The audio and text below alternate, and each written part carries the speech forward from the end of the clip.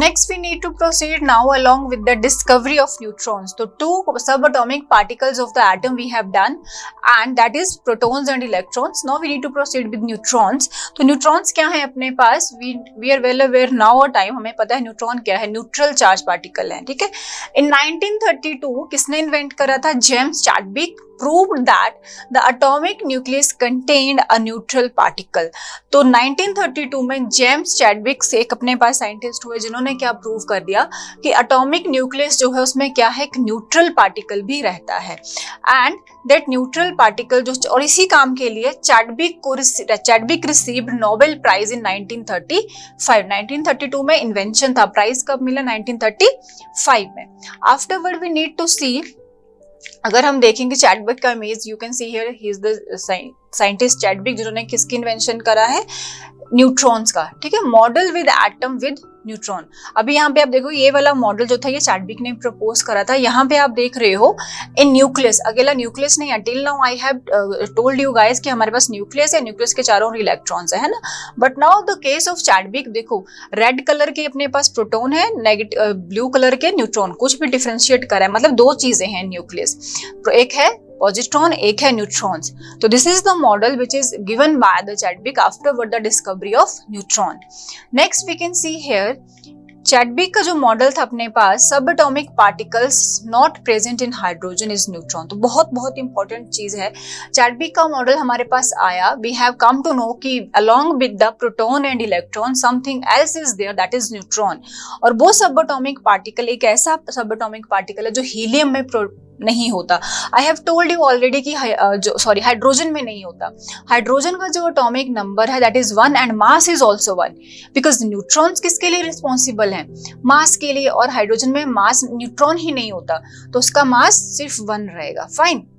तो we have done this already in third chapter. तो subatomic particle which is not present in hydrogen, that is neutron. Next is mass of neutron is equal to mass of proton. जितना neutron होएगा उतना proton होएगा अपने पास मास, but charge जो रहेगा that is 0 and no charge. अगर मतलब क्या है, चार्ज मतलब 0 है, इट मीन्स नो चार्ज. उसी की वजह से क्या बोला जाता है? न्यूट्रल है वो, उसके ऊपर कोई चार्ज नहीं है, नाइदर पॉजिटिव नॉर नेगेटिव. तो जो अपने पास बात करी गई कि हमारे पास क्या चीज पता चली अब यहाँ पे, इसमें एक बहुत इंपॉर्टेंट चीज है that we need to understand guys. यहाँ पे पॉजिट्रॉन, यहाँ पे न्यूट्रॉन, यहाँ पे अपने पास आउटर मोस्ट शेल में रहते हैं बेटा इलेक्ट्रॉन्स.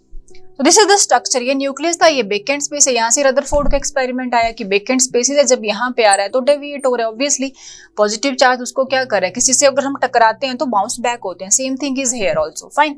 अगली बात करी जाए कि अभी हमने पढ़ा रदरफोर्ड ने न्यूक्लियस का भी इन्वेंशन कर दिया, फिर भी एक क्या रह गया, कॉन्ट्रोवर्सी रह गई कि अगर ये ओवरऑल इसको माना गया था पॉजिटिव चार्ज है, ये नेगेटिव है, तो इनमें फ्यूजन हो सकता है ना. It can attract it. तो इलेक्ट्रॉन क्या कर सकते हैं, न्यूक्लियस में आके गिर सकते हैं ना, बट ऐसा नहीं होता है. एक तो सबसे बड़ा रीजन है इस चीज की, this is very important thing, कि ऐसा क्यों माना गया है कि प्रोटॉन को सेंटर में रखा गया है और इलेक्ट्रॉन आउटवर्ड्स हैं. बिकॉज एक तो ये बहुत लाइटर है in weight, we have done that. कितना मास है इनका? इतना कम है किससे? हाइड्रोजन एटम से. और इनका कितना होता है as per the hydrogen atom, और इसका 1840 टाइम्स क्या है, कम वेट है. तो जो चीज क्या है, लाइटर है, that will be floating around the nucleus. तो जिसका चीज का वेट कम होएगा वो फ्लोट करेगी. Obviously this is case with the electron. दूसरी इंपॉर्टेंट चीज आती है हमारे पास कि न्यूट्रॉन जो है प्रोटॉन के साथ हैं, तभी जो यहाँ पे ये जो फ्यूजन की बात करी जा रही है कि पॉजिटिव नेगेटिव, ये इसको अट्रैक्ट कर सकता है या ये अपना पाथ डेविएट कर सकता है, क्योंकि इसको पॉजिटिव चार्ज अट्रैक्ट करेगा अपनी साइड. बट ऐसा नहीं होता है. क्यों? बिकॉज कोई भी पॉजिटिव चार्ज है, अगर if that charge is free, अगर पॉजिट्रॉन यहाँ पे फ्री रहते तो यहाँ पे क्या होता, ऑब्वियसली अट्रैक्शन हो सकता था, बट वो भी कुछ हद तक, नॉट दैट मच, बिकॉज इसका भी क्या है, एक स्पेसिफिक रीजन है, इससे नीचे ये जा नहीं सकता. इतना लाइट है, ये डेंस नहीं हो सकता, नीचे नहीं जा सकता. दूसरी बात आती है कि जो पॉजिट्रॉन है वो इसलिए इसको एक्सेप्ट नहीं कर पाते because they are already bounded with neutrons. जब ऑलरेडी ये क्या है, बाउंडेड है इनके साथ, तो इनको कोई टाइम ही नहीं है किसी और को अट्रैक्ट कर सकें, बिकॉज ये खुद सेटिस्फाइड है अपने साथ। जितना प्रोटॉन रहेगा उतना न्यूट्रॉन रहेगा, अगर ज्यादा भी न्यूट्रॉन तो डजंट वेरी, वो आइसोटोप के केस में रहेगा। We can also go with that. But now आप ये समझो कि ये बात बोल रहे थे कि पॉजिट्रॉन, जो एक कॉन्ट्रोवर्सी आ रही थी हमारे पास कि अगर ये न्यूक्लियस पॉजिटिव है, इलेक्ट्रॉन नेगेटिव है, इसके चारों ओर घूम रहे हैं, तो इनमें फ्यूजन क्यों नहीं होता? Why this is not happened? Because of this neutron. Because of this neutron. कैसे है? एक पॉजिट्रॉन है अगर, तो उसके साथ ही क्या है, एक न्यूट्रॉन अटैच्ड है, तो दोनों आपस में बाउंडेड हैं। तो अगर इनको इलेक्ट्रॉन दिख भी रहा है तो they are not bothering at all कि we are going to attract it, वो इसको बिल्कुल भाव नहीं देने वाले, because they are very busy with them. Fine, तो उसमें क्या है, दोनों क्या है, आपस में बाउंडेड है। अगर फ्री रहेगा ऑब्वियसली तब कहीं और जाएगा ना किसी को अट्रैक्ट करने। If this is already bounded, it is not going to attract this electron. तो ये हमारा स्टेबल स्ट्रक्चर हुआ फिर एटम का।